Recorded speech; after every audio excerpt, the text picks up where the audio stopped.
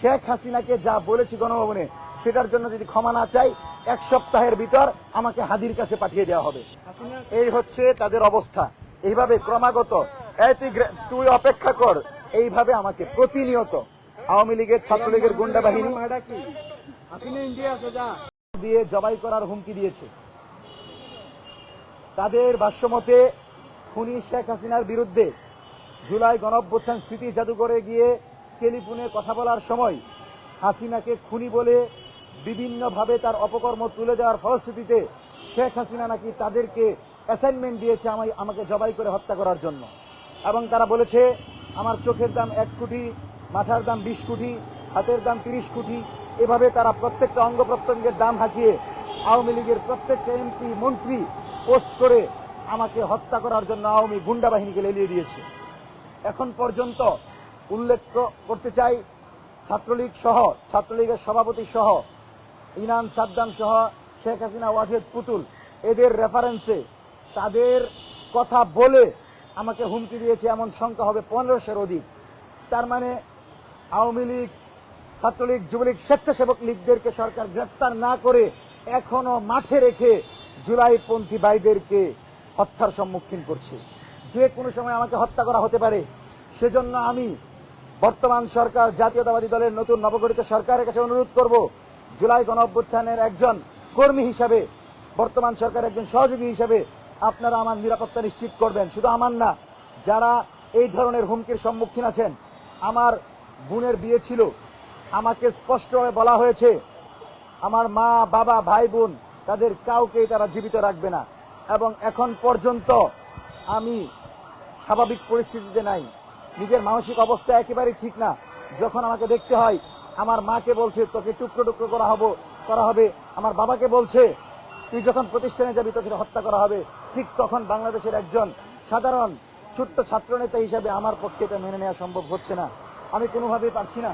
পাশাপাশি রাজশাহী বিশ্ববিদ্যালয়ে ইতিমধ্যেই আমার বিরুদ্ধে একটা মিথ্যা অভিযোগ দেওয়া হয়েছে এবং বিভিন্নভাবে সব দিক থেকে আমাকে কুণ্ঠাসা করার জন্য বিভিন্ন জায়গা থেকে কাজ চলছে। আমি বর্তমান সরকারের কাছে অনুরোধ জানাই, দয়া করে জুলাই গণঅভ্যুত্থানের একজন নেতা এবং বর্তমান সরকারের একজন সহযোগী হিসাবে আপনি আমার সহ জুলাই নেতৃবৃন্দের নিরাপত্তা নিশ্চিত করেন। যদি আমাদের কিছু হয়ে যায়, উসমান হাদি হত্যাকাণ্ডের পর বাংলাদেশে যে ঘটনা হয়েছিল তার চেয়েও ভয়াবহ ঘটনা হবে বর্তমান সরকারের সময়। সুতরাং যে কোনো মূল্যে আপনারা আমাদের নিরাপত্তা নিশ্চিত করেন।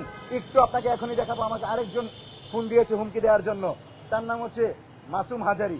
তাহলে আপনি দেখেন আমি কিন্তু 1 মিনিটের জন্য নিরাপদ না। এই হচ্ছে তাদের অবস্থা।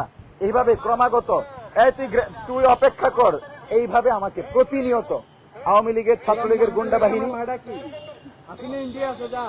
এইভাবে ক্রমাগত হুমকি দেওয়া হয়। তাহলে আপনি দেখেন একজন শিক্ষার্থী হিসাবে, একজন ছাত্রনেতা হিসেবে আমি কিভাবে ভালো থাকবো যদি আমাকে প্রতিনিয়ত, প্রতি মিনিটে, প্রতি সেকেন্ডে হত্যার হুমকি দেওয়া হয়।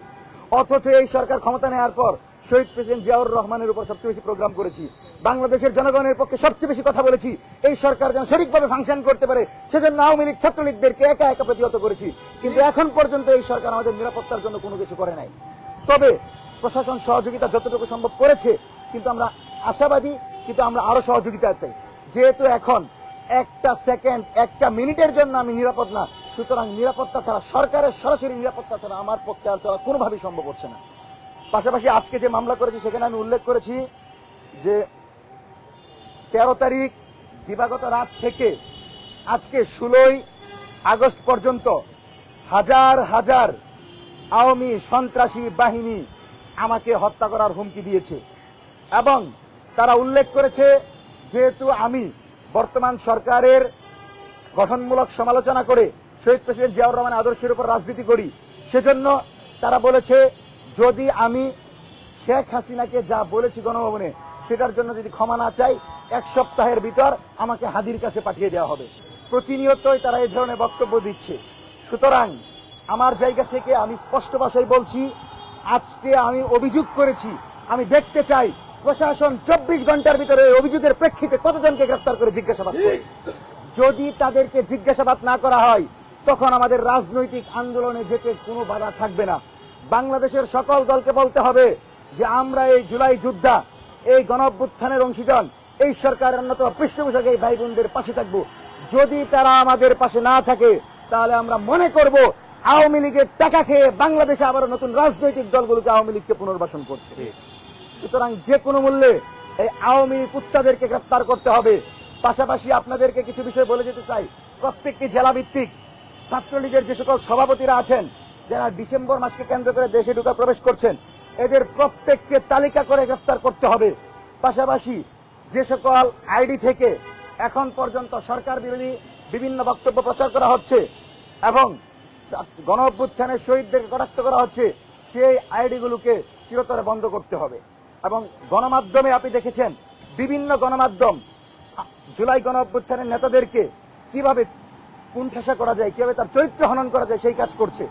সুতরাং যদি গণ অভ্যুত্থানের পুরো বাহিনীকে আপনি এই সরকারের মুখোমুখি দাঁড় করান, তাহলে কিন্তু প্রকৃত অর্থে তারেক রহমানের বিরুদ্ধে যে ষড়যন্ত্র চলছে, সেই ষড়যন্ত্রের অংশ হিসাবে আমাকে হত্যা করার হুমকি দেওয়া হয়েছে। কারণ যখন আমাকে হত্যা করা হবে, স্বাভাবিকভাবেই আমার যে সকল রাজনৈতিক সার্কেলের লোকজন থাকবে, তারা তাদের রাজনৈতিক কৌশল হিসেবে অবশ্যই বলবে যে সরকার তাদেরকে অসহযোগিতা করেছে এবং আমাকে হত্যা করা হয়েছে। সুতরাং আমি মনে করি যদি তারেক রহমান বাংলাদেশের জনগণের পক্ষে এবং বাংলাদেশের মেজরিটি নিয়ে নির্বাচিত হওয়ার পর জনগণকে মূল্যায়ন করতে চায়, তাহলে দয়া করে আমাদেরকে নিরাপত্তা নিশ্চিত করেন। খুনি শেখ হাসিনার ফাঁসি দ্রুত কার্যকর করে আওয়ামী লীগের মেরুদণ্ড ভেঙে দেন। যদি আপনি আওয়ামী লীগের মেরুদণ্ড ভেঙে দিতে পারেন, খুনি শেখ হাসিনার ফাঁসি দিতে পারেন, আমার মনে হয় জাতীয়তাবাদী দল সবচেয়ে বেশি নিরাপদ হবে। আপনি দেখেন যে ধানমন্ডি 32 নম্বরে আয়াসের মতো একটা ছেলে একা গিয়ে আওয়ামী লীগ পিটিয়ে আসলো, কিন্তু খুনি মজলিগের কুত্তা বাহিনী একজন এসে আঘাত করার সাহস পেল না। তার মানে তারা যা করছে প্রত্যেকটাই প্রেসক্রাইব, তাদের এজেন্ডা আছে, তারা বের হবে। সুতরাং যারা তাদেরকে এখানে সাহস দিচ্ছে, তাদেরকে কথা বলার সুযোগ দিচ্ছে, পেছন থেকে আশকারা দিচ্ছে, তাদেরকে চিহ্নিত করেন। কারণ আপনি এটা কোনো ভাবার কোনো সুযোগ নাই যে আওয়ামী লীগ যদি আমাকে আঘাত করে, আওয়ামী লীগ যদি জুলাই গণ অভ্যুত্থানকে আঘাত করে, এর প্রত্যেকটা ক্ষতি হবে জাতীয়তাবাদী দলের। সুতরাং জাতীয়তাবাদী দল যদি আমাদেরকে বন্ধু মনে করে, তবে সেটা তাদের জন্য উপকার। কিন্তু যদি তারা মনে করে যে তারাও সেটার সাথে অংশগ্রহণ করবে, অবাক হবেন। আমাকে একজন ফোন দিয়ে বলেছে যে তুই শুধু আওয়ামী লীগ না, তোরা ছাত্র দলের ছেলে পেলে দিয়া কুপাবো, ছাত্র দলের ছেলে পেলে দিয়ে তোরা মারবো। তো আমি বললাম যে ছাত্র দল কি আমার সাথে কোনো পার্থক্য আছে? বলছে তুই আওয়ামী লীগের চিনস নাই। তো এইভাবে যদি বিভিন্ন রাজনৈতিক সংগঠন এখন আওয়ামী লীগের কাছে যাওয়ার চেষ্টা করে, তাহলে তো ভাই জুলাই গণ অভ্যুত্থানের পর তারেক রহমান আর আমাদের পরিণতি একই হবে, কারো পরিণতি ভালো হবে না। আওয়ামী লীগ এমন একটা বিষ, এই আওয়ামী লীগ এমন একটা কুলাঙ্গার সংগঠন, এদেরকে যারাই সুযোগ দিয়েছে তাদেরকে আওয়ামী লীগ কবরে পাঠিয়েছে। সুতরাং আওয়ামী লীগের কাউকে দয়া করে মুক্ত বাতাসে রাখবেন না। এই আওয়ামী লীগ যদি মুক্ত বাতাসে থাকে, ডিসেম্বরের পরিকল্পনা না, ডিসেম্বরে তারেক রহমানকে উৎখাতে ষড়যন্ত্র করছে আওয়ামী লীগ। সুতরাং ডিসেম্বরের আগে খুনি ফ্যাসিস্ট স্বৈরাচারী শেখ হাসিনাকে ফাঁসির দড়িতে ঝুলাতে হবে। আওয়ামী লীগের সকল অঙ্গ সংগঠনের শীর্ষ নেতা কর্মীদেরকে গ্রেফতার করতে হবে এবং জুলাই গণ অভ্যুত্থানের পর আমাদের মতো যারা ঝুঁকিপূর্ণ নাগরিক, এদের প্রত্যেককে প্রশাসনের প্রোটোকল দিতে হবে। আমাদের যদি কিছু হয়, জাতীয়তাবাদী দল এবং বর্তমান সরকারকে কিন্তু ক্ষমা করার কোনো সুযোগ থাকবে না।